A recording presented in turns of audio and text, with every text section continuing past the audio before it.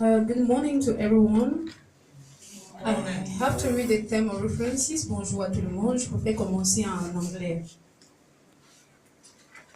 I am going to spare you, give you out to read the context and the justification. And I will go directly to the general objective and the rest of the part of the theme of reference.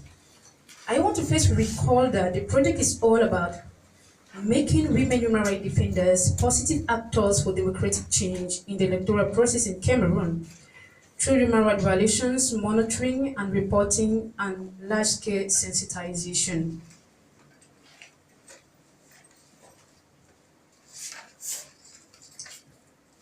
I will take the general objectives.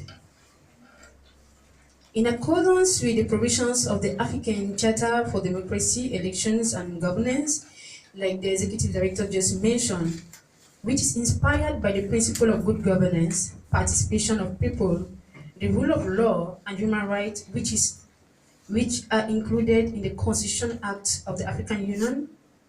REHDAC focuses its effort to support the active and effective participation of women human rights defenders before, during, and after election, with the aim of making their role visible in the protection of human rights and the promotion of democratic institutions in their communities in relation to the electoral process.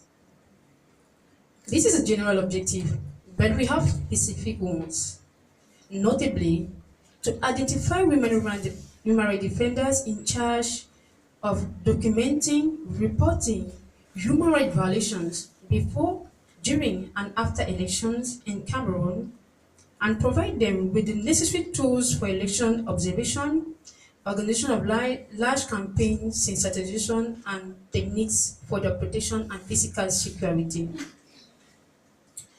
We also want to actively engage women rights defenders in the large-scale sensitization through campaign to encourage other women and youths to participate in the electoral process, not just for the short term, but at least for the medium and long term, because it doesn't just have to do with the presidential election, but we have a series of elections coming forward in Cameroon. We also want to provide a platform for a dialogue between the stakeholders to share their experience and knowledge between the different communities.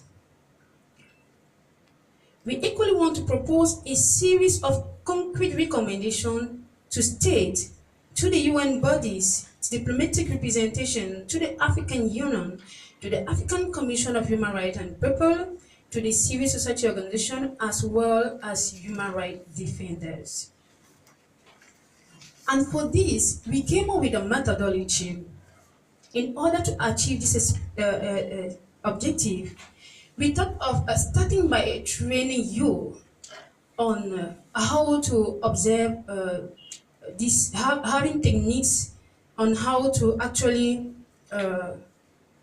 collect data on the field, how to document and how to report this violation during, before and after elections. And we will not allow you to go on the field without actually giving you tools on how to protect yourself physically. So that is why in the program you are going to realize that we added a part concerning the physical security, because we know how dangerous is going to be out there. We are also going to have a sensitization campaign, and this campaign is going to encourage the active participation of women, human rights defenders, and also youth in the electoral process. And we know women cannot be on the field without men. That is why you see amongst us we have men. The other activity is that we are going to deploy you, send you. When I say you, it's not without REHDAC will also be on the field to observe, document, and report the human rights violations, as mentioned, in the southwest, the northwest, and the littoral region. That doesn't mean that the other regions are not important. They are as well important, but we had to identify three. The aim of this is to come out with a particular result. Is actually to evaluate, to bring up a report that is going to be formally presented in the month of February. This report will serve as an advocacy tool with deputies, public senators, government, and other actors to the active participation of women and young people in the electoral process to increase in the electoral process as well as strengthening the physical security and the protection of women human rights. So